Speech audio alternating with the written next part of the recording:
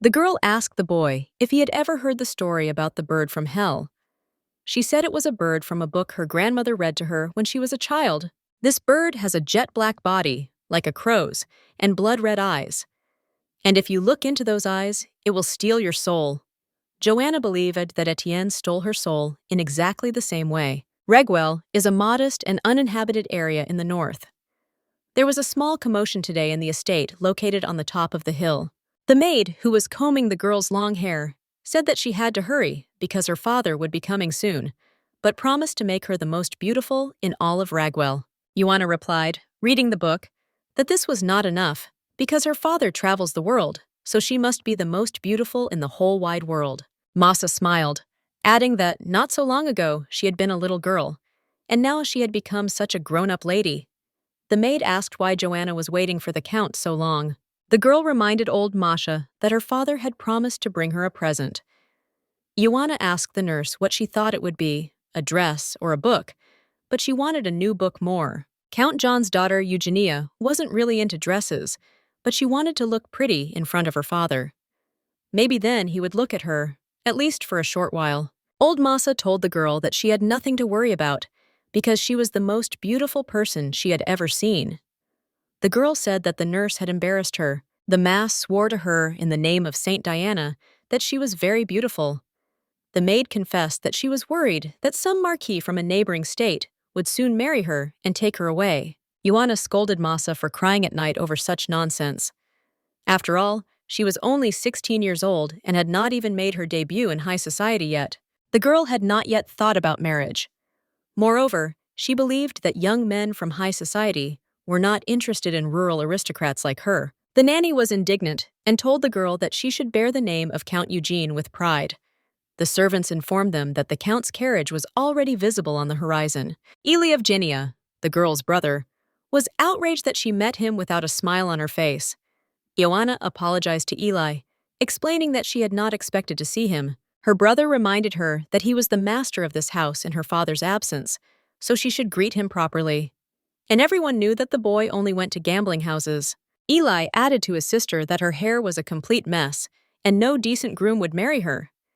He told her not to show herself to her father like that. Joanna didn't understand why her brother was always so angry with her, and why she trembled with fear every time she was around him, even though she knew the answer to that. The old count entered the living room and asked if it was him they were meeting. Joanna began to congratulate her father on his arrival, but her brother interrupted her and congratulated her father on his return home. Joanna bowed to her father and said she was glad he had returned safe and sound. Eli asked if he had finished his work in the capital. Count Twain Eugenia answered yes and asked the children to let him rest from the journey, because the shaking in the carriage had exhausted him. He asked if anything had happened in his absence. Eli replied that as long as he was here, his father could not worry about the estate. Joanna scolded herself for not talking to her father again. She knew it was always like that with her. Everyone around her treated her like a ghost. The count ordered the servant Joseph to bring someone into the house. Earl Twain said that he would be living with his children, so he should be introduced.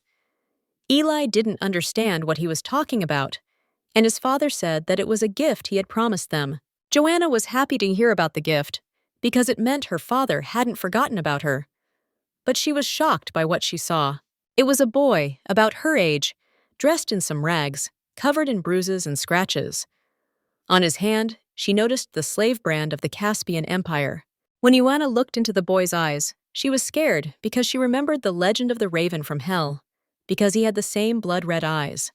Eli said that he smelled terrible. The old count replied that the boy should be washed and he would be as good as new. The father added that he had an eye for handsome people. Count Twain told the children that he would be their brother or their slave. Joanna was embarrassed that the boy did not take his eyes off her, which was not characteristic of a servant. The girl was upset that this was her gift and went to her room. The count ordered Masa to bathe the boy and prepare dinner for him along with everyone else. At that time, Ioana did not yet know that this dirty boy with blood-red eyes was the worst, and at the same time the best gift of her entire life. Father never once looked his daughter in the eyes. And even if he did look into their eyes by chance, he would immediately turn away, as if he couldn't look into them at all. The older brother constantly beat Ioana just for seeing her. He blamed her for their mother's death. The girl cried and asked the nanny if it was possible that she wasn't human at all, but a ghost or an evil spirit that had killed her mother. The nurse reassured the child. She said that her brother was just in a transitional age, and then he would grow up and become a beautiful viscount, and the wound in his father's heart would heal someday. Masa always told the girl that she was very beautiful and that everyone loved her. But Ioana didn't believe it because she knew that the people closest to her hated her.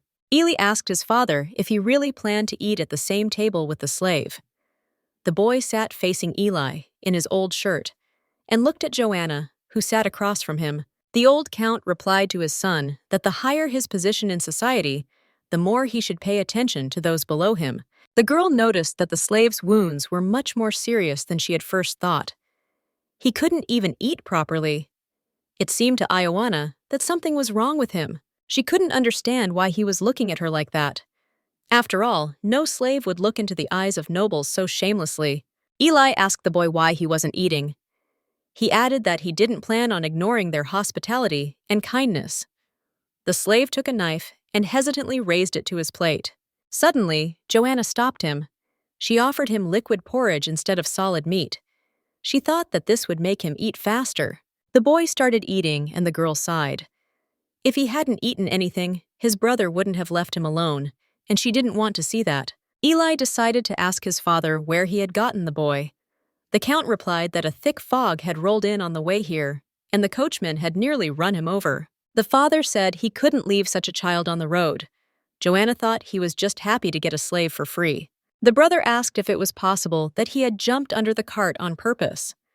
After all, poor people often do this now, demanding money for treatment. The count replied that he liked the boy's look. The father added that although he did not speak, there was something of the parser nobility in him. He said that perhaps one day he would be useful to them. In the meantime, the old count ordered his son to look after the boy and went to rest. Joanna was glad that the boy had eaten. And Eli took his glass of wine and poured it on the head of the slave sitting next to him. He told his sister that this wet slave did not look at all like a nobleman. The girl was horrified that her brother found it funny. The brother was upset that she didn't like his idea, but he came up with a new one. Eli called his sister to him and told her that she was 16 years old and needed to learn how to behave with a servant. He ordered her to kick the slave. The brother reminded his sister that she knew exactly how to do it. Ioana remembered how he beat her every time she caught his eye. The girl stood still. Eli demanded that she hit him because people like him needed to be shown their place. Ioana moved closer to the boy sitting on the chair. She whispered to him that she would hit him lightly, so she asked him to pretend that he was in a lot of pain. The boy fell off his chair, groaning in pain. Eli praised his sister for beating the slave so well, adding that she must have had a lot of experience in this, and the girl felt sorry for the boy who had hurt himself, falling to the floor. Etienne Bernhard, of the Urzek Empire, the second son of a prince, lived his entire life in prosperity and harmony.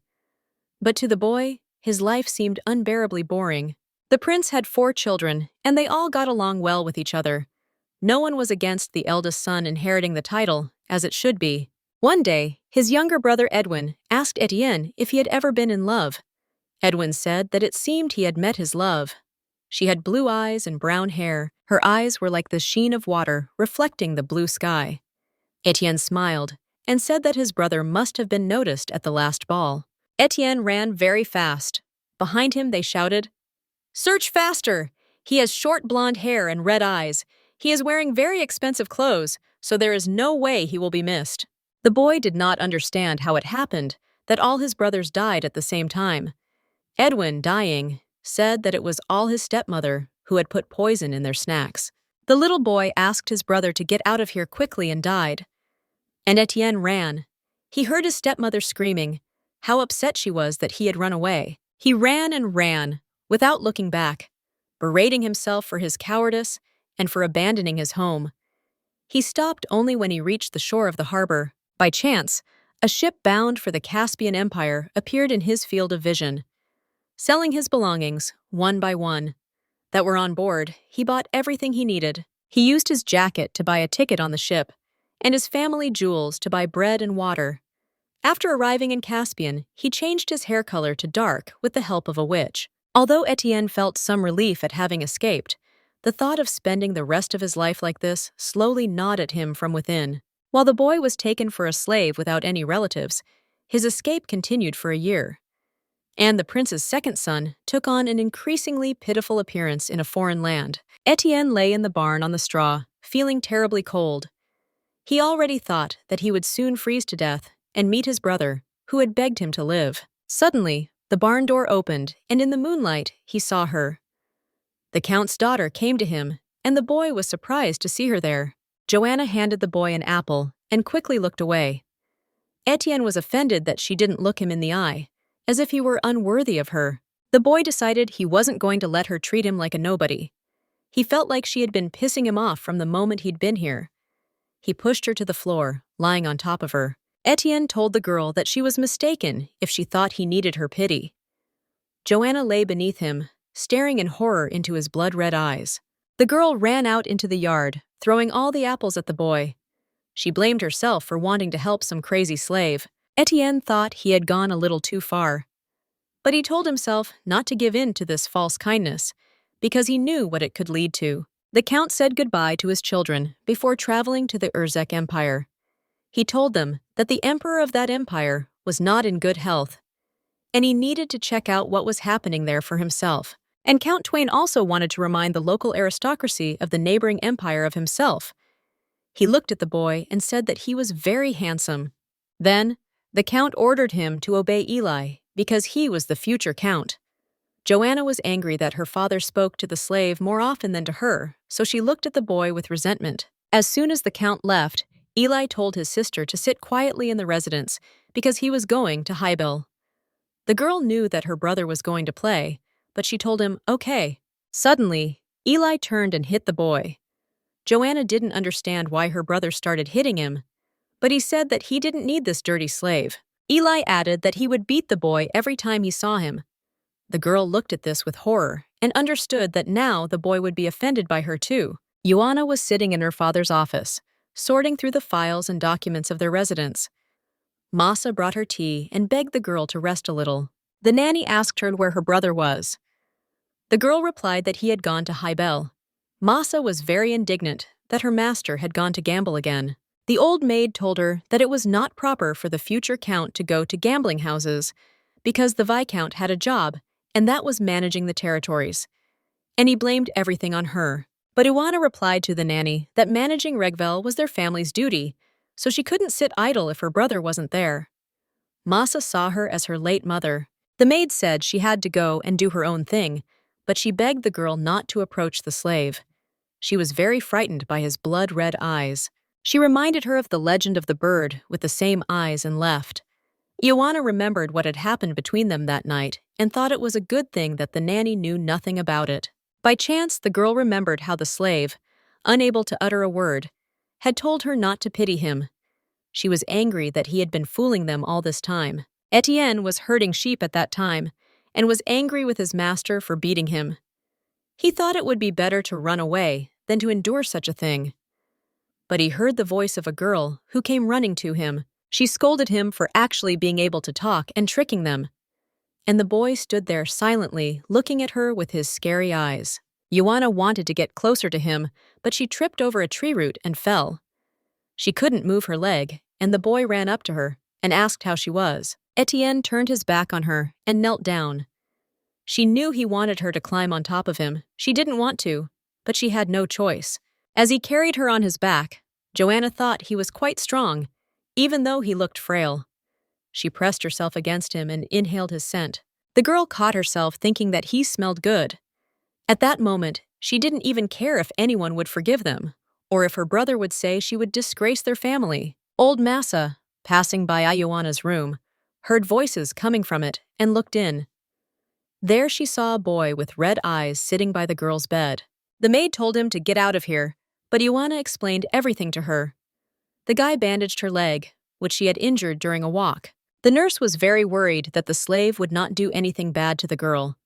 The girl replied that he had not done anything like that to her, but she wondered, maybe he had? Later, Ioana began to secretly watch the boy working in the yard. He sensed her presence and asked why she wouldn't just come up and say hello. The girl approached him and thanked him for helping her bandage her leg, and that it was healing faster thanks to him. The guy remained silent, which angered the lady. She decided to remind him that he had something to apologize to her for, too. She was referring to the incident when he knocked her down on the barn floor. Ioana thought the boy was scared. Seeing his face, she assured him that she hadn't told anyone about it, otherwise he would be dead by now. Then the girl added that she would also be in trouble because she had met a man at night. Ioana was about to leave when the guy stopped her with his hand. He apologized to her and said he shouldn't have been so rude to the lady. Joanna told him that he should have been that way from the beginning, and she herself could not believe that he had changed so quickly. The girl told the slave that she would forgive him the first time, but the next time there would be no mercy. The boy smiled, and the girl began to think, why would she do that to him? She stopped laughing. She remembered that her brother had said that he didn't need a slave. The lady informed Etienne that from that day on, he would be her personal slave. From now on, he must fulfill her every whim. The boy did not expect this and stood silently. Then Joanna grabbed his hand and pulled him, saying she would show him all of Reguel. When they ran to the very top of the hill, they could see everything around. Etienne, seeing this beauty, smiled.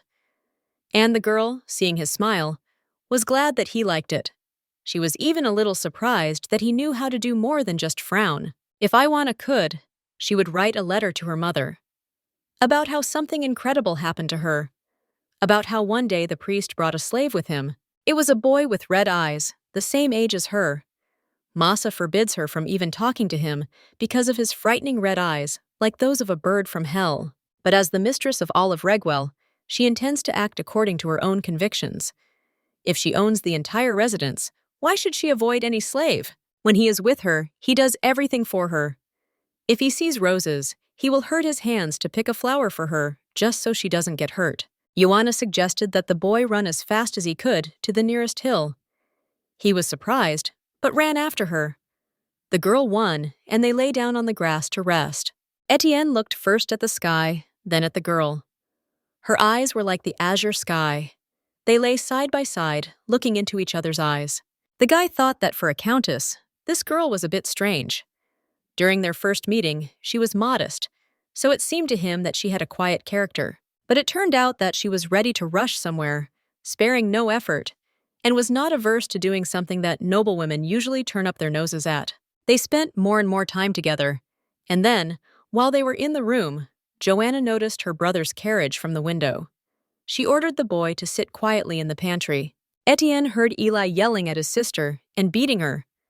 The boy blamed himself for not being able to protect her, his family, his home, his clan. Eli told his sister that he had heard rumors that she was spending a lot of time with a slave, so it was no wonder that she smelled bad. The girl replied that the boy was just doing his job and that he took a bath every day.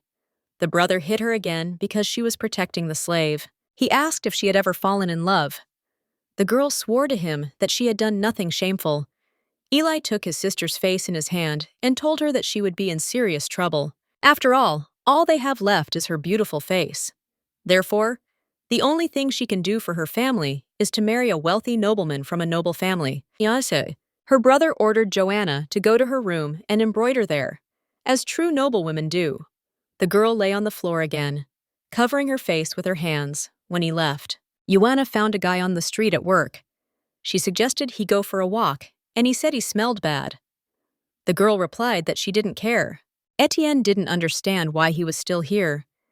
He thought about running away from here every day, but he wanted to be of some use to her. The girl was happy that the boy agreed to go with her, but the servant Joseph grabbed her when he saw them together and threw Ioana into the basement.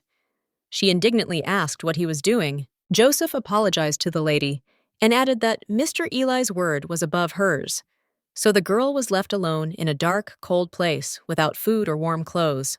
Eli ordered old Masha to keep her there for 3 days, giving her only water and bread.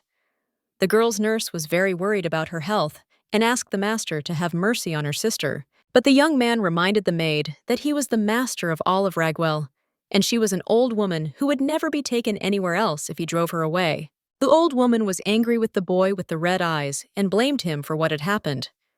The boy also blamed himself. Then Masa remembered what Ioana had told her about him. When the nanny forbade them to communicate, the girl told her that this guy was capable of good feelings more than others, and that one should not judge people by their appearance. Etienne climbed into the basement to the girl through a secret passage, which frightened her terribly. Joanna did not know that it was possible to get here in this way, and the guy said that her nanny showed him this passage. He added that Masa was very worried about her and asked him to visit her. The guy apologized to Ioana and said that he would no longer be her personal slave. The girl asked in fear why he had decided that. Ioana suggested that she had done something wrong or that he was tired of following her everywhere. But the guy replied that everything was fine, but she was very nice to him. Then the girl asked what was the matter, and he replied that she was having problems because of him. Joanna said that she was locked up here not because of him, but because of her brother. But the boy reminded her that he was just a slave who was not even allowed to speak to her. He added that if rumors spread that she had become intimate with a slave of the opposite sex, the nobility would gladly pick up on it and start shouting on every street. The girl said that he spoke as if he knew about the aristocracy firsthand. The boy replied that he didn't deserve to be treated well by her anyway. He asked the lady to treat him like an ordinary slave from now on. Ioana was offended by him because her brother's word was more important to him than hers. The girl confessed that she considered him her family, which she missed so much. The guy called it nonsense, and the lady called him rude. Then he asked her to reprimand him for being rude, beat him up, and forbid him from approaching her. But she had no intention of doing that. Joanna asked the boy if he wanted her to become like her brother and start beating people like other aristocrats. "No way," the lady said. She screamed that she didn't like it at all, and that it was even disgusting to watch someone else do it. The girl remembered how her brother had beaten her and began to choke. Etienne calmed her down, showed her how to breathe properly through her nose, and held her close when her breathing stabilized. He hugged her and apologized for what he had done. The girl had had such attacks before, due to constant chest pain, but she was surprised that a slave who was humiliated for his appearance smelled so pleasant. It smelled like dry leaves bathed in the rays of the warm sun. So, Ioana quickly caught her breath, because it seemed to her that she was on a walk in the spring forest. The boy stroked her hair and felt the warmth of her body. He didn't understand how he could raise his hand against such a cute girl, especially since he was her brother. Later, the boy tried to persuade the lady to eat a little bread, but she refused. Then he asked her to imagine that he was her brother, whom she so badly wanted. Ioana was interested in the idea and told me that she wanted a little brother for her younger sister. The boy admitted that he was 1 year older than her. The girl was surprised to hear this, but still did not want to eat. He was worried about her health, and she said that he should not care about it. When the lady screamed, the guy shoved a loaf of bread into her mouth and told her to be quieter because they would hear them and realize that she was not alone here. Chewing bread, Ioana confessed that she had been refusing to eat because she would want to go to the bathroom afterwards. The guy smiled and said that he would clean up after her. Then the lady got angry because she didn't want this anymore. After calming down a little, the girl decided that she should give the boy a name, since he was now her brother. He admitted that he had only invented it so that she would eat it, and he himself had no right to a name. But the lady said that the servants had names, so they should invent one for him too. Joanna asked the boy if he wanted to be called a bird from hell for the rest of his life. Then the boy told her, "My name is Etienne, but only you know that." After 3 days of confinement in a cold dungeon that served as a storage room, the lady developed a fever and her entire body ached with pain. So the girl spent some time in bed, and when she woke up, she saw a rose by her pillow. The next time, she pretended to be asleep and grabbed the boy by the hand. Etienne put down the rose and wanted to quietly leave the room. But Joanna got up from the bed and stopped him. She confessed that she was already used to her brother's bullying. The girl told him that the pain would go away with time, but without him, she would not have been able to bear this loneliness. So Joanna asked Etienne not to leave her. The guy knelt down by her bed and said he had no right to go against her will. And since then, he hasn't left her for a minute. The seasons changed one after another until the roses bloomed again.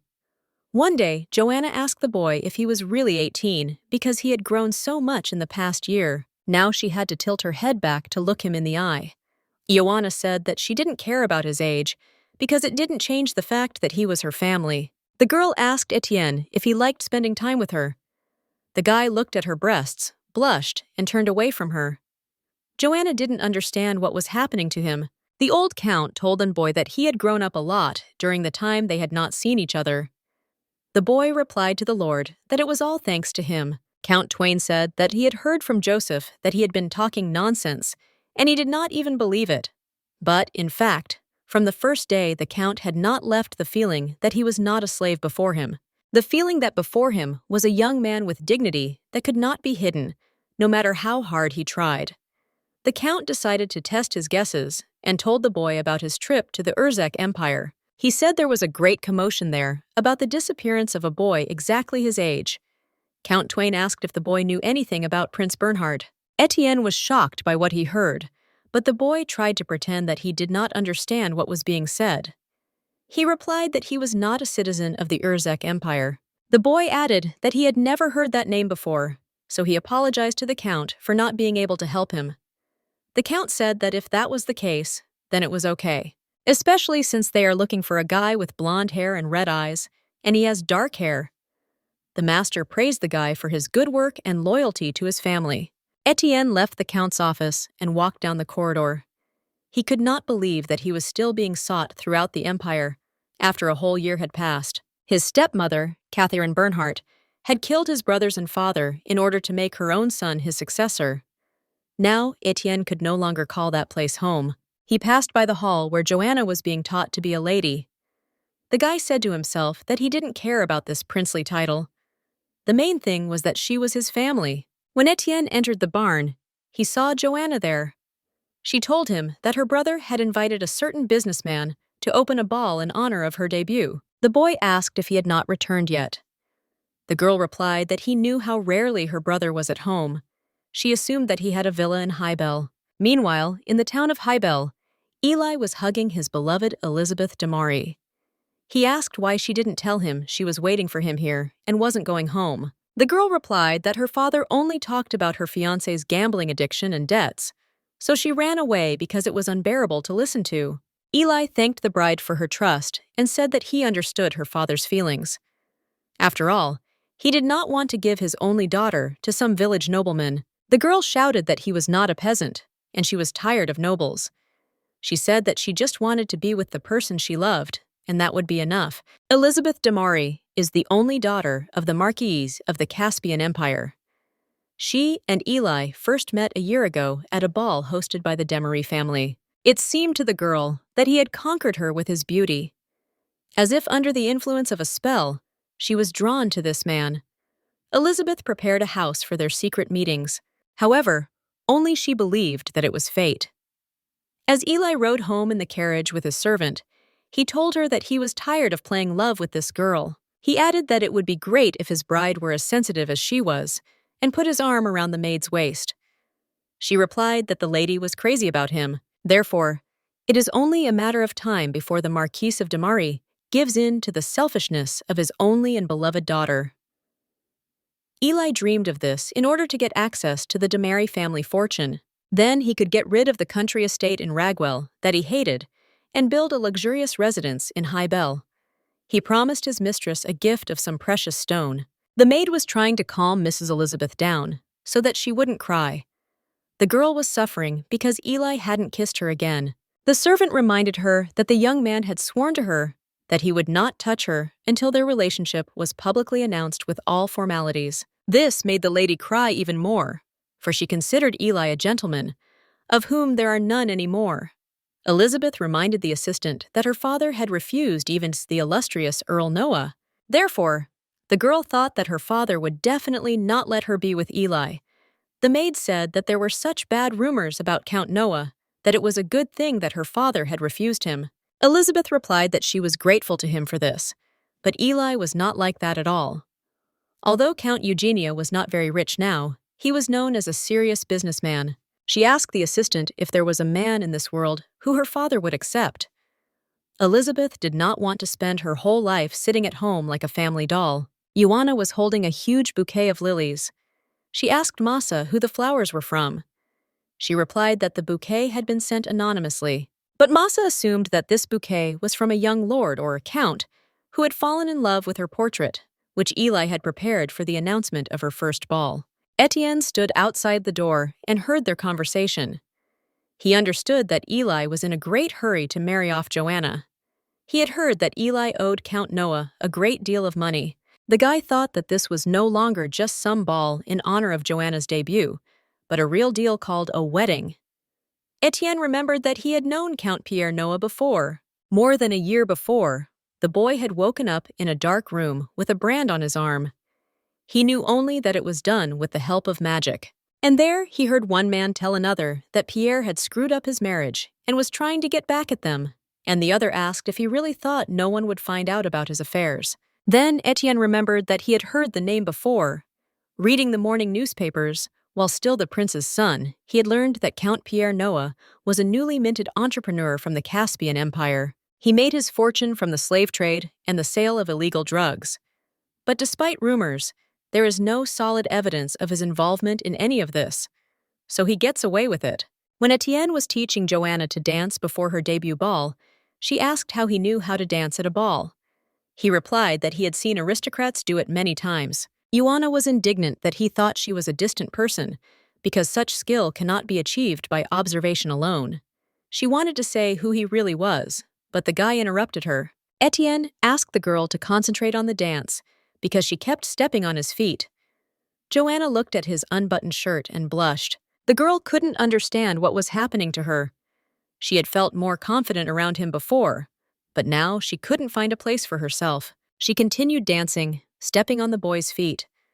Suddenly, Joanna turned away and felt sad. She confessed that this was the first ball at Ragwell since her mother's death. The girl was worried that she was a bad dancer and would be embarrassed in front of her family. Etienne replied that her dancing ability was not very important. Joanna was surprised, because it was a ball, and at a ball they dance. The boy kissed her hand and said that she was very pretty. The girl blushed from his touches and pleasant words. Etienne added that no man would notice how she danced when he held her hand because she was beautiful. Joanna said that they would judge her anyway, and the boy replied that it was a ball in her honor, so she would be the judge. The girl said that she was amazed at him. After all, despite the fact that he was a slave, he was not timid. But Joanna admitted that he posed the greatest danger to her, because he could read, dance, and was more educated than her brother and father combined. "Who are you?" the girl asked Etienne. And then she added that he might not answer her, because he would lie again. And he remained silent. The boy held her tightly to him. He promised to tell the girl everything later, because he himself wanted to be free from this burden. The day of the ball arrived, and Eli held his sister's hand.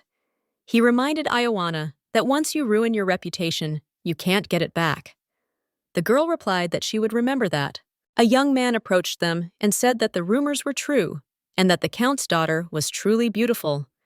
He introduced himself as Count Pierre Noah and asked to steal her first dance. The Count told the girl that he had long dreamed of meeting her. Eli thanked the Count for making them happy with his visit, while Joanna stood there, frightened and silent. Her brother pushed her and told her to say hello. He told her that Count Noah was famous even outside the empire and that he was her fiancé. The girl was shocked. Pierre Noah patted his friend on the shoulder and asked him not to embarrass the girl because he felt guilty about it. Eli replied that he really wanted to share the news. It seemed to Ioana that she had never seen her brother so happy before. She thought that this man must be very important to him because he looked like a member of the royal family. When Count Pierre held out his hand to her, the girl calmed herself down, remembering her dance with Etienne. "Just do as you were taught." Joan closed her eyes and began to dance. Pierre praised her, adding that she danced very gracefully. The girl thanked him for the compliment, smiled, and replied that she had a good teacher. The Count said he envied her teacher because he had the opportunity to be alone with her. Pierre confessed to Joanna that he had fallen in love with her as soon as he saw her portrait. He said that he had long dreamed of meeting her and proposing to her, but her brother was so protective that he didn't give him the opportunity to do so. Pierre asked the girl if she liked the bouquet of lilies he had sent. He added that in the language of flowers, she completely corresponded to them, which made him very happy. When Joanna finished dancing, she went inside to rest for a while. She pondered what it meant to respond to the lilies. And what does fiancé mean? It turns out that she and her brother have already agreed on everything, and her father probably doesn't know about it because he has nothing to do with her. The girl wondered if he really fell in love with her at first sight. Is that possible? After all, he knows absolutely nothing about her. Joanna wondered if she would ever be able to love him. Then she remembered that Etienne had promised to be there, but had not come, and she was sad. Her sad thoughts were interrupted by young ladies who approached her. They admired her beauty and told her how long they had been waiting to meet her. All the girls were about the same age as her. They admired her estate, but Ioana already thought that perhaps she would find herself some friends. But then one of the girls asked where Lady Joanna lived, because it was a village and she couldn't live here. And she added that she saw Mr. Eli all the time in Highbell. Joanna clenched her fists and scolded herself for wanting to befriend them. These ladies, like all the others, valued people only for their wealth. The girl told everything about herself, as it were, that she grew up on this estate and now fulfills the duties of the landowner's daughter. About how every day she ran through the fields they noticed around her estate and called a village, and how she caused a lot of trouble for the servants. The ladies laughed at her story and called it funny. Joanna wanted to say something about her family, but a young, handsome man in a red suit interrupted her. He said that Count Eugene's family was a family that, from generation to generation, had defeated its enemies on the outskirts of Regwell and given the world brave knights. Using Regwell as a stronghold, she had always stood in defense of the beauty of Caspian nature. The young man asked the lady if they were not ashamed of not knowing the basics of history. One girl replied that they knew this, and they didn't mean to offend Lady Joanna. They were just worried that she was all alone here. Another lady whispered to her friend about the boy's eyes, and they decided to leave. Joan told Etienne that she would have dealt with them herself. The boy replied that he had only equalized their strength, because the three of them were against her alone. Then the girl looked at him carefully and asked where he had gotten that suit. Etienne replied that Viscount Ely had thrown it away, and he had picked it up. But a good thing should not be wasted. Joanna said that it suited him very well. In fact, the suit even suited the young man very well. The girl realized that Etienne was definitely not from a simple family, because after just a little tidying up, he changed beyond recognition. Joanna wondered what had happened to the boy. He clearly didn't belong in this village. Etienne asked if she was okay, because he thought she had an unhealthy complexion. He asked if Count Noah had said anything bad to her, because it seemed to him that she was lonely. The girl asked if he had seen everything. Etienne replied that he had been there the whole time, watching over her. Joanna asked if it was possible to fall in love at first sight. She told him that this Count Noah said he fell in love with her just by looking at her portrait. The girl did not understand how one could love without knowing a person. Etienne asked if Joan would agree if the Count made her an offer. The girl replied that her thoughts would not even be asked in this house. If a rich man like Count Noah was interested in her brother would never miss such a chance, and her father doesn't care at all, so he definitely wouldn't be against it. The young man was surprised that the girl was so calm and asked if she despised her family for selling her. Ioana did not understand why he said that. The girl replied that she didn't like them, but she didn't want to hate them because they were her family. She was afraid that once she gave in to hatred, she wouldn't be able to love them anymore. Etienne replied that if so, he would go to fulfill his official duties. Joanna asked if he would be her friend if she got married. The boy replied that he would protect her for the rest of his life, because he had sworn to be her slave once. Etienne decided that he would hate her instead. Joanna called out to Etienne. She asked him to warm her and kiss her. The girl said that she had long noticed how he looked at her and undressed her with his eyes. Etienne kissed Joanna and told her that she was his only one. Then the boy asked why she had only appeared in his life now, when he had lost everything. The girl said she loved him. Etienne confessed that he was happy that she loved him as much as he loved her, and promised to always be by her side, and woke up. The young man said that no matter who she married, they would not be as close as they were with him, so it would be enough for her to just come and lie in his arms. Pierre Noah, looking out the window of Mr. Eli's office, said that he felt sorry for his sister because she had spent 17 years here. Ely told his friend that it was for the best, because here she was quietly learning household chores. Pierre said that he thought she had a lover. Joanna's brother replied that this was absolutely impossible because she was raised by a noble lady who would not date anyone until she came of age. Pierre was indignant that his friend considered him quite young. He added that from her dancing, one could tell that she had danced with a man more than once. Ely replied that the best women had trained her in manners, which was why she danced so beautifully. To dispel the groom's doubts, he added that she had no sister or girlfriend, let alone a lover. Count Noah said that it was now a foolish fashion in Highbell for noble ladies to have relations with men before marriage, and to declare that love was each person's choice. Pierre remembered the daughter of the Marquis de Marie, who was pure and naive as a child, exactly what he had been looking for and even wanted to marry. But now she was disgusting to him because of the rumors about her. The Count told Eli that he really hoped that he wasn't deceiving him, because otherwise he would pay the debt with his body. When Pierre left, Eli was furious, and then he smiled, imagining his face if he found out who Lady Demari was now running after. Her father scolded Elizabeth, who said she had only invited Viscount Eugenie to have a cup of tea with her. Count de Marie shouted that he had not raised her to marry him. He added that the matter was not the young man's background, but his reputation. After all, Eli Yevheny had been seen repeatedly near the Kybel family's houses. The girl argued to her father that it was all just a conspiracy, and some person who envied him was spreading bad rumors about him. But the Count replied that there was no smoke without fire. Her father ordered Elizabeth to go to her room and recover, adding that she should stay at home for now to get this unreliable fiancé out of her mind. The girl lay in her bed in a very bad mood. She told her maid that she wanted to go to the ball at Ragwell. The maid, who was in the carriage with Mr. Eli, replied that it was impossible. She added that the ball was in honor of Ms. Eugenia's debut, so if a beauty like her had attended it, it would have been considered rude. Elizabeth understood this, but she wanted to meet Eli's sister, to befriend her. She was curious about what she was like. The girl assumed that she was as well-bred as Eli. The maid didn't understand what she was doing here.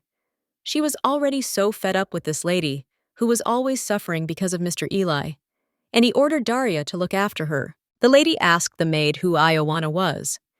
She decided that Daria must know her because she had been serving their family for a long time. The girl replied that she served Mr. Eli. Therefore, she knew little about Lady Joanna, only that the girl trembles with fear when she sees her brother, and that only the old maid Massa, who is her nurse, treats her well. Then the girl remembered that the mistress had a slave, and they were similar in that both did not appreciate what they had and pretended that they were the most unhappy people in the world.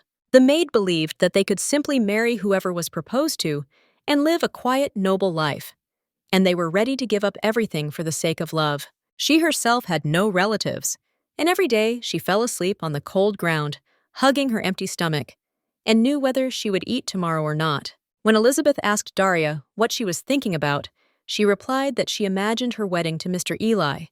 After all, she wanted to marry them and be his mistress.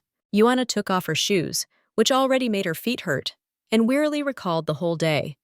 Her brother, who had yelled at her again that she had done something wrong. Those ladies who laughed at her living here. Count Pierre, who fell in love with her portrait. She was worried that Etienne had taken offense at her and gone somewhere. The girl began to look for him behind the house. She called the boy and shouted that she couldn't live without him. It seemed to her that she couldn't take a step without him. Etienne quietly crept up and hugged her from behind. The guy said he was glad that she couldn't live without him, just as he couldn't live without her. He suggested that the girl run away with him, to give up marriage and everything for the sake of their love. Etienne said they could live in the forest or by the sea. It didn't matter where. The main thing was that they wouldn't be recognized. The young man swore to Ioana that he would take care of her for the rest of his life, wherever they spent it. The girl felt her heart pounding. It hadn't beat this fast, not even when she'd been told it was love at first sight. She felt as if she'd been stung by a bee, as if she were drowning in a lake. Massa told her that people with red eyes have a very reckless character. They know how to mislead people, which is why they are called the bird from hell. Ioana proved to the old nanny that this boy had the purest soul. And all this was nothing more than old fairy tales and fabrications. But Massa asked her to remember this. Etienne asked what Joanna wanted him to be today. a faithful servant, a close friend, or a loving brother. He added that he would be whatever she wished. The girl wondered if it was really that so bad to be deceived by the devil, if it was such a disaster to let him take her soul. Joanna imagined what would happen if she listened to the others. If on the day of their first meeting, she had not looked into his eyes, and he had not become her slave, her friend, her family, she would have broken down long ago. And even the blonde, charming gentleman couldn't touch her soul. To her surprise, his eyes were devoid of any feelings. Joanna replied to Etienne that it was only because of him that she was looking forward to tomorrow. Therefore, there was no need for him to be anyone, because he was her world. Old Massa looked for her everywhere.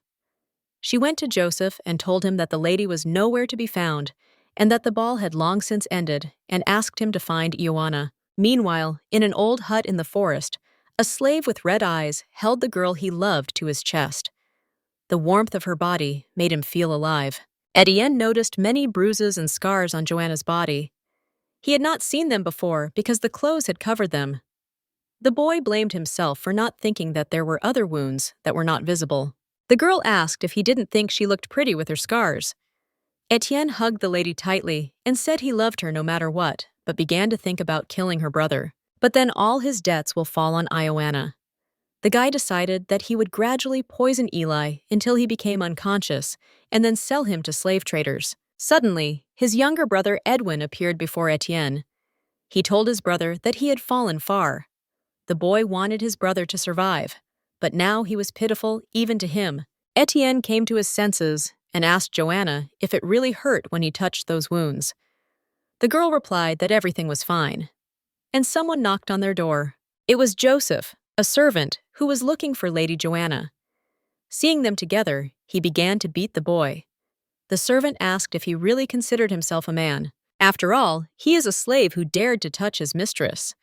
Joanna shouted for him to stop and stop beating the boy, because she was the one who asked him about what he was doing. Joseph asked the lady to return to her room and added that this was all wrong.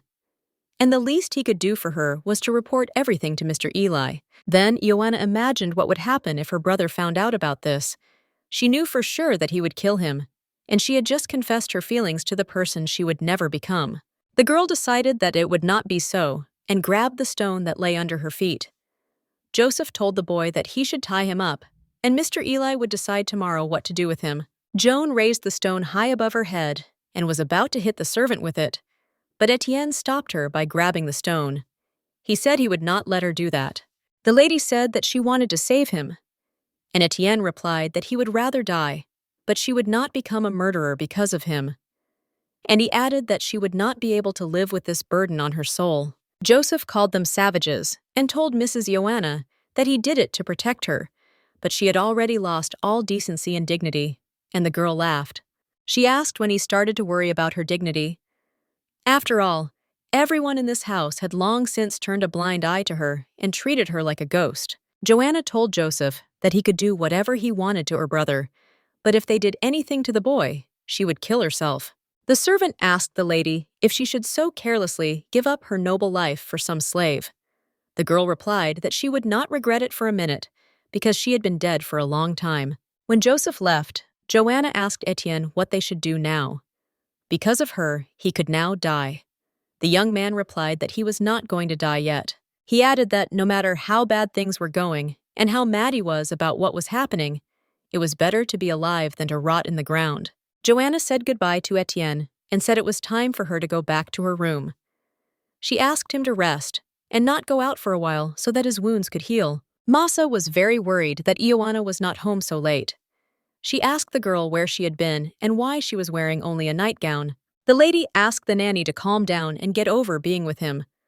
Old Massa sighed and said that was why she was worried, because they were no longer children and he could do something to her. Joanna replied that she was not against him doing this. After all, he had filled the emptiness in her heart with his mere presence, and only he could do this. She reminded the nanny that this boy was a gift from her father, so she had the right to do whatever she wanted with him. She told her that they had been spending all their time together for over a year. Massa said that she knew that Mr. Eli had arranged a wedding with the Count. Therefore, she understood her behavior, but she would not let her do anything stupid before the wedding. Ioana started screaming that she had to marry someone she didn't love, someone her brother had chosen for her because he owed her money. Now she was forced to live with someone she didn't love. And all the while, until the end of her days, she will live, never stopping thinking about the boy who touched her to the depths of her soul and with whom she felt happy. When she and Etienne said goodbye, Joanna thought they would see each other again tomorrow. But their next meeting was only 5 weeks away. And before that, old Masha taught the girl to embroider. The lady said that she had no talent for it. The nanny reassured her that no one has it at the beginning. When the girl started to get tired, she kept asking the nanny to go for a walk in the yard, but she kept refusing. This time the reason was that it was raining outside. Joanna was indignant that the nanny forbade her mistress to go out. The girl knew that it was not the rain that was the problem, but that the maid did not want her to see Etienne.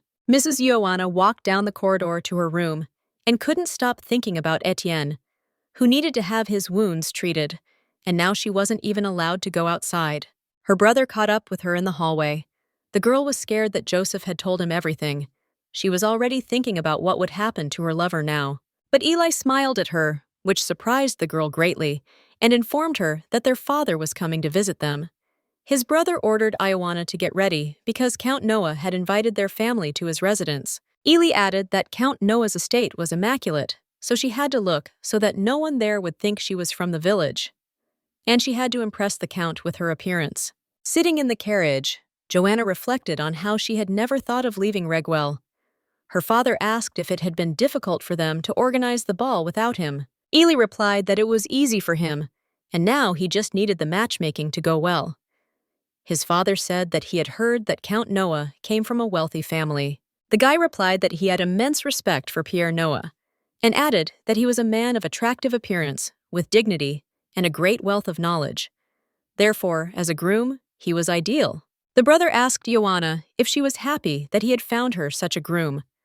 The girl smiled at her brother, but thought, "So you should marry him yourself." Count Twain said that he never thought that a wealthy man like Count Noah would become a member of their family, and looked straight into his daughter's eyes. Joanna was surprised because it was the first time her father had looked into her eyes for so long, and he thought how much she resembled his late mother. When the girl saw Count Noah's estate, she could not imagine how much time and money it had taken to build it. Old Massa had never seen anything like it before either. Count Pierre Noah welcomed the guests and thanked them for coming so far. Count Twain shook hands with his host and thanked him for the invitation. Pierre approached Joanna and said that he was glad to see her here, adding that it had been a whole week since the ball. The girl thanked him, but she herself could not get used to this situation. A beautiful, middle-aged woman approached them, greeted the guests, and invited them into the manor. It was Marilyn Bell, Pierre's aunt, who herself hailed from the Urzek Empire. Pierre said that his aunt moved here, to Caspian, after the death of his parents, when he was still very young, and raised him as her own child. Eli was surprised that she was Pierre's aunt, and said that she was so young and beautiful that he thought he had taken her for the Count's sister. But the woman understood that Eli was flattering her. Marilyn asked Count Twain if it was true that he had his own business in the capital. The Count replied that it was, so time was the only thing he had in abundance. The woman replied that as a native of Urzek, she has no idea what it's like to run her own business, because the locals here are very different from her fellow citizens. She added that the entire local aristocracy, like Count Eugene and Pierre, were so desperate to get rich. The Count replied that he understood her concern. After all, trade is hardly a refined occupation, but for a person who is uneducated and devoid of any talent, it is absolutely impossible to plunge into the noble world of the aristocracy. Count Twain added that it was their duty to lend a helping hand to such a person. Marilyn praised the Count for his speech. The woman thought that this Count was not the best, but still he had some reputation. Since the initiative was in their hands, it would not be difficult to deal with him, especially since they weren't marrying for wealth and fame. The girl seemed simple but obedient, and that was important. It was also a plus that she was 10 years younger than Pierre. The aunt decided that it would be enough if she bore him sons. Nothing more was needed. Count Pierre asked permission to go for a walk alone with Madame Joanna. Eli gladly supported the idea, adding that his sister loved walks. The girl didn't want to leave, and her brother whispered in her ear that there was nothing more attractive than an unfriendly woman, so she needed to be more aggressive with him. When they left, Pierre looked at Joanna and thought that she was quite funny, and he couldn't believe that she was the sister of this narcissistic Eli. Pierre was surprised that such a treasure was hidden in the backwoods of the village. After all, this girl was much better than the frivolous and spoiled maidens of Hybel. Count Noah asked Lady Joanna if she liked his estate. The girl replied that it was beautiful and admitted that she even envied him for living here. And the man replied that her jealousy was completely unnecessary because his chosen one would get everything she wanted. Pierre hugged Madame Joanna and said that it would all soon be hers. Count Noah's family wasn't always so wealthy. Due to a series of mistakes made by their ancestors, his family only miraculously managed to hold on to Hybel and save face. The clothes and linen they used had long since faded, and the old furniture had become unusable. The very young Pierre took the place of the head of the family after the death of his parents. He took on anything that could bring in some income, so the question of morality didn't bother him at all. Pierre was happy that he could look good and wear expensive clothes. One day, he saw a very young Etienne asking two men to give him his money back. They replied, laughing, that they had already spent it all. Then the young count decided that there should be no poverty and begging on the streets of his city, and over time, there were no beggars there at all. Pierre looked at Joanna as a girl of unblemished dignity, a girl who had never been touched before. He believed that she was the one who really suited him. Joanna lay in bed, looking around the room. She knew it was just a guest room, but it looked much better than her own room in Ragwell. The girl remembered Pierre's words that it would all soon become hers, and wondered if she would really marry him. Suddenly, Etienne appeared before her. The guy asked her if she had forgotten about him, if all this tinsel had clouded her vision. He reminded her that she couldn't survive without him, but he added that it was her own fault for falling in love with a worthless slave and not being able to leave him. Joanna knew that this was only her imagination, but the girl replied that her family would not listen to her opinions, and the boy lay down next to her and said that he was her family and she should understand that. In the morning, Joanna learned that everyone had left her here alone and gone back to Regwell. The girl asked Massa why she hadn't been woken up. The old maid replied that she had been told that the lady liked it so much that she did not want to stay any longer. But Joanna was indignant because she had not said so. Count Pierre told Eli that many people at the ball had their eyes on his sister, so he would feel more at ease if she were around, because they would be getting married soon anyway. Eli told his friend that it was a wise decision and asked him to take care of her sister. He added that it would be better for Johanna to get used to Hybel as soon as possible. Joanna couldn't believe that her father and brother had left her here. Suddenly, Marilyn Bell knocked on her door and, entering, told the girl to get ready for a walk with her. The girl realized that they had planned this all from the beginning. Count Twain asked his slave to pour him wine, adding that he was tired after this 2-day journey. Etienne, pouring the wine, said he had noticed that Madame Joanna had not returned with him. The count replied that Ailey had suggested that she stay there a little longer. The man admitted that he feels guilty towards his daughter for being distant from her, but this is because, looking at her, he remembers his late wife. He added that it was difficult for him to even smile at her. The count was glad that such a handsome groom had been found for Joanna, because he wanted to help his daughter create a family of her own. Etienne mustered up the courage and told the count that in that case, he didn't think it was a good decision to marry her off to this man. Earl Twain looked at the slave carefully and asked if he understood what he was saying. The boy apologized, but added that the master should know this. First of all, Count Noah makes his money from smuggling, and he trades everything from drugs to people. The young man added that he doesn't know all the details. The count replied to the boy that it would be really difficult for such a person to trust his only daughter. The master asked the slave how he knew about all this. Etienne showed the count the mark on his hand and said that it was much easier for a person in his position to obtain information than for others. The boy knelt before the count and said that he deeply respected him and was grateful to him for saving his life and taking him in. Rab added that Count Noah's case has not yet reached court, but it is a matter of time, so he is worried about the reputation of Eugene's family, which may be tarnished by this marriage. For a moment, Etienne thought the count was lost in thought, but he called him an uncouth boy and poured wine on his head, adding that he should stay out of family matters. The count said that today he would turn a blind eye to his behavior and ordered him to leave. The boy thanked the Lord for seeing his rudeness. Eli walked down the hall, thinking that he had put in so much effort to squeeze more money out of Joanna's wedding than that idiot Pierre had fallen in love with her himself. The young man was sure that his sister's eyes were now wide open from the beauty and luxury in which Count Noah lived. After all, she had never seen anything else in her life except this remote village. He thought it would be nice if she stayed there until the wedding.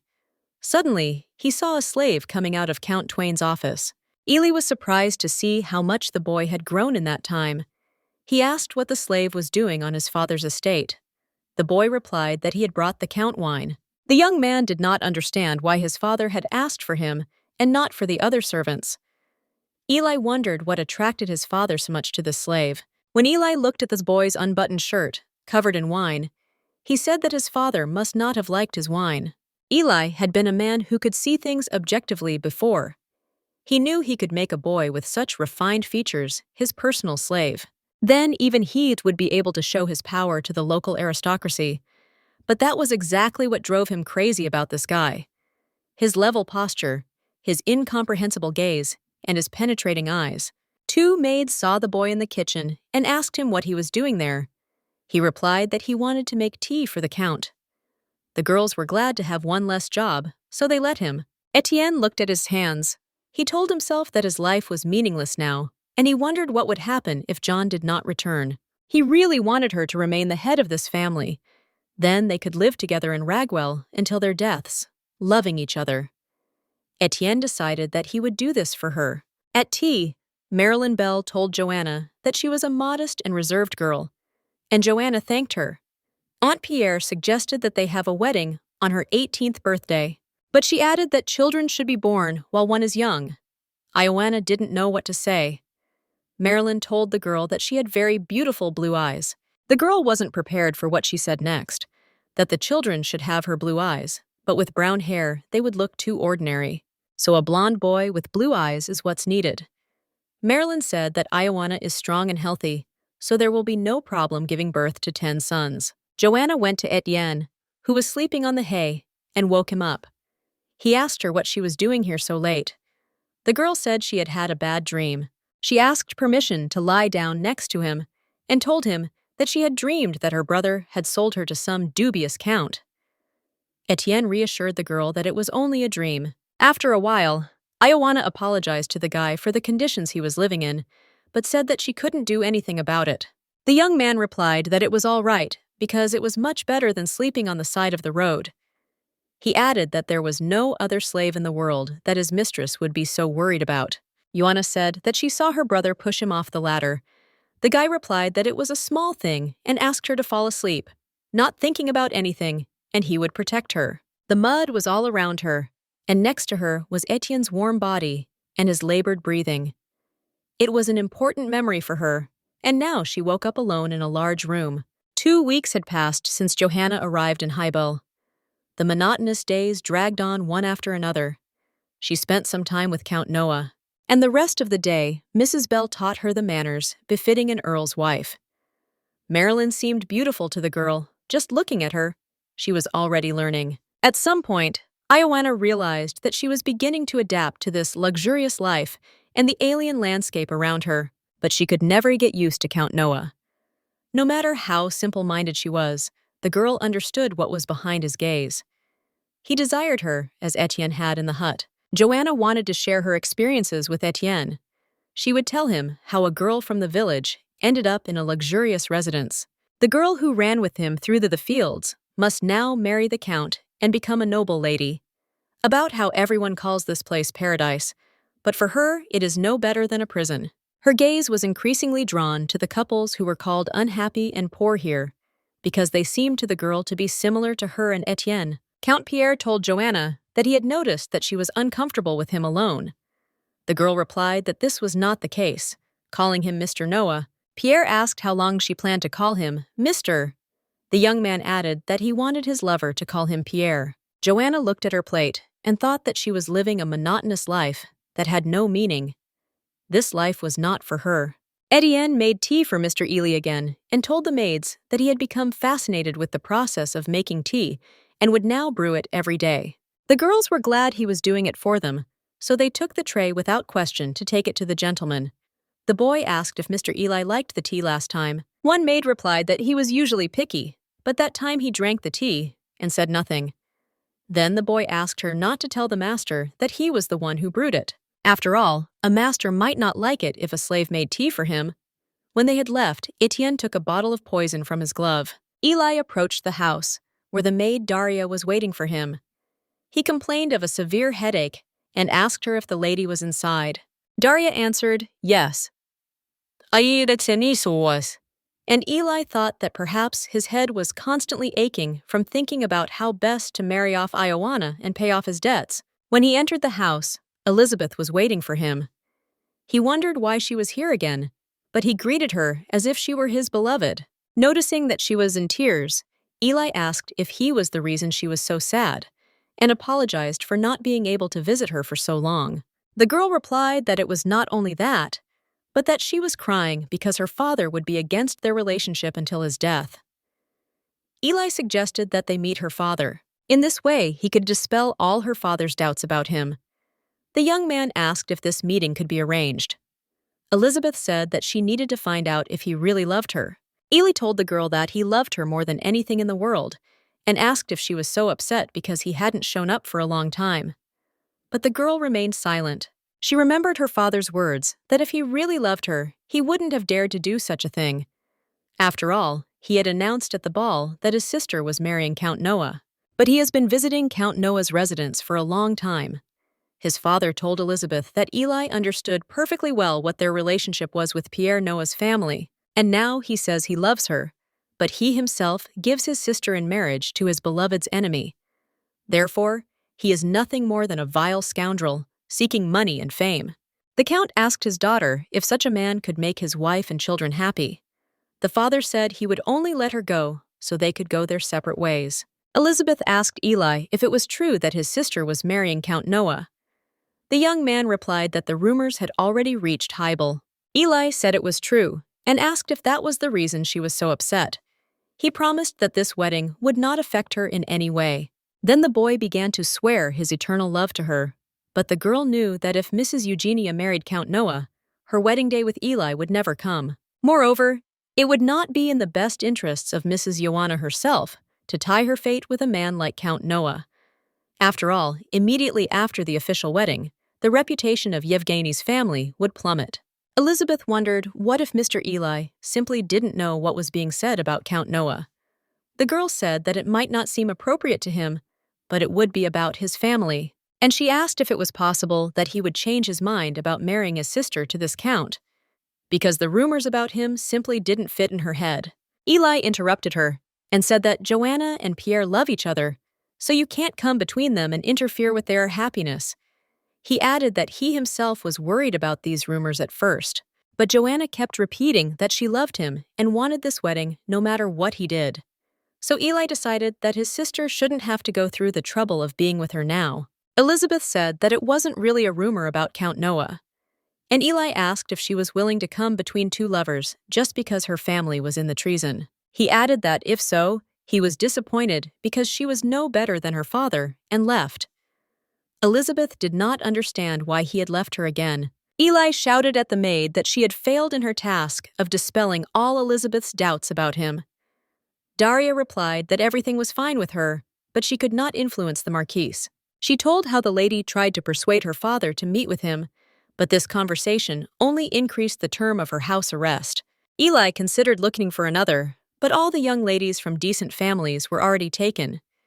He had to beat Pierre Noah as soon as possible by any means necessary. Eli smiled and told Daria that no matter how stubborn the Marquis de Marie was, he would not be able to ignore the child of his only and beloved daughter. A few days later, Elizabeth was riding in a carriage with her maid. The girl was surprised that Eli had invited her to Ragwell after being offended by her. The maid said that the Viscount was very sorry about that day, so he invited her to apologize. And Elizabeth was worried about meeting the Count and Joanna. It was already dark when they arrived at the abandoned house in the village. The girl realized that this was not the Count's residence, but she got out of the carriage and went to the door. As soon as the door opened, Eli grabbed the girl by the hand and pulled her after him. He ordered Daria to let the coachman go and wait outside until he finished. Eli threw the girl on the bed and undressed her. She didn't understand what was happening or where they were. The young man said that this was her new home now. It hurt her a lot, and Elizabeth screamed. Daria, who was standing outside the door, thought that the girl could have just lay there silently, and then it would all be over quickly. Eli asked the girl if she wanted it. Elizabeth replied that she wanted them to marry with her father's blessing. The boy said that she had been begging him to kiss her the whole time they had been together. And now all the saints had witnessed their marriage. Therefore, after their closeness, from that day on, she was Elizabeth Eugenia, not DeMarie. After this incident, the girl became very withdrawn and stopped talking. In the evening, old Masa asked Mrs. Joanna what was so worrying her. After all, they had been here for over a month, and she was constantly sighing and hardly smiling. The girl replied that she still did not want to marry Count Noah. Joanna decided that in the morning she would inform him of her desire to return to Regwell. Masa asked if she would trade this luxury for a life with a slave in the village. The old woman said that it was the devil himself in the body of a bird from hell who was messing with her head. Joanna said that every day here she thought about how she wanted to live. That's why she realized that she wasn't ready to spend her life where her every step was controlled. And this long separation from Etienne had only strengthened her love for him. She remembered how his indifferent face would blush when he saw her. She also liked how he gave her roses at every opportunity, although she remembered that she had liked them once, a long time ago. She liked the way he kissed her. She liked the weight of his body. She liked his red eyes, like rubies. That's why perhaps she fell in love with the devil himself. Old Masa screamed that the deceased lady would have cried if she had seen all this. After all, the maid had promised her to take care of the child as if it were her own. Masa said that she tried her best to provide her with a bright and dignified life. Ioana replied that she herself chooses how to live. The nanny told the girl that she would later regret her choice, and added that she didn't understand her because everyone dreams of such a luxurious life. The girl replied that then why live if you can't do something because of the fear that you will regret it someday. Joanna added that she didn't care what people said about her. So as soon as they returned to Regwell, she would run away with Etienne to a place where they wouldn't be found, and they will build a small house and live a simple, free life there. Previously, the girl had not spoken about her desires out loud. She had always lived according to someone else's plan. Ioana Eugenia, the noble and unfortunate daughter of Count Eugenia, who lost her mother immediately after her birth. Closing her eyes, Masa could still remember that day. When Ioana was born, there was a blizzard outside the window, and the lady was saying goodbye to life and asking her to take care of the child as if it were her own. After his wife's death, the count became withdrawn, and Eli became very angry and often beat his sister for no reason. But despite this, the girl grew up to be a good person. Masa looked at this sweet child and believed that one day she would receive the care and affection she had always deserved. And so it happened, but it was Etienne. He gave her this care, and she loved him in return. But the whole world was against their relationship. Joanna was surprised to see Joseph's servant at Count Noah's estate. He reported that Count Eugenia had ordered his daughter to be taken to Regwell. Pierre said he was very sorry, because he wanted to be with her longer. But if her father wanted it that way, then we had to go. And he wondered why so suddenly. The girl was glad that things had turned out this way, because she didn't know how to start a conversation about returning home. Masa said that the count must have just missed his daughter. John was surprised to find Masa on her side. Suddenly, Pierre took a wedding ring from his pocket, put it on the girl's finger, and kissed her hand goodbye. He added that her wedding ring would be much better than this expensive engagement ring. The girl said nothing and went to the carriage that had arrived to pick her up. Sitting in the carriage, Joanna asked Masa why she had changed her mind. The nanny replied that she would always be by her side, so that nothing would happen. As soon as they arrived at Eugene's estate, Joanna saw Etienne and ran to him. The nanny watched as they embraced. Masa remembered what she had seen at night at Count Noah's estate. When she returned to the ladies' room, she saw Pierre trying to inject her with something with a syringe. She asked what he was doing in Mrs. Ioana's room, and he replied that he had simply come to visit his beloved. The Count added that the girl was lucky to have such a faithful assistant as she. Joanna apologized to Etienne for leaving him alone for so long. She confessed that she thought about him every day. Etienne replied that, in the same way, his thoughts about her helped him get through this separation. The girl added that she had been looking out of her window in the direction where he was. Joanna confessed to the boy that she loved him, even if he was truly a bird from hell. But being far away from him, she dreamed of his kiss. The girl hugged Etienne and said that she could not go against her feelings and marry Count Noah. The young man asked if she understood what she was giving up. After all, he is a simple slave who has absolutely nothing. Joanna replied that although he is a slave, her heart does not beat when he is not next to her. Therefore, they must escape to the wedding ceremony, which will take place in early spring on the day of her coming of age. Etienne asked how she would leave Reguel, whom she loves so much.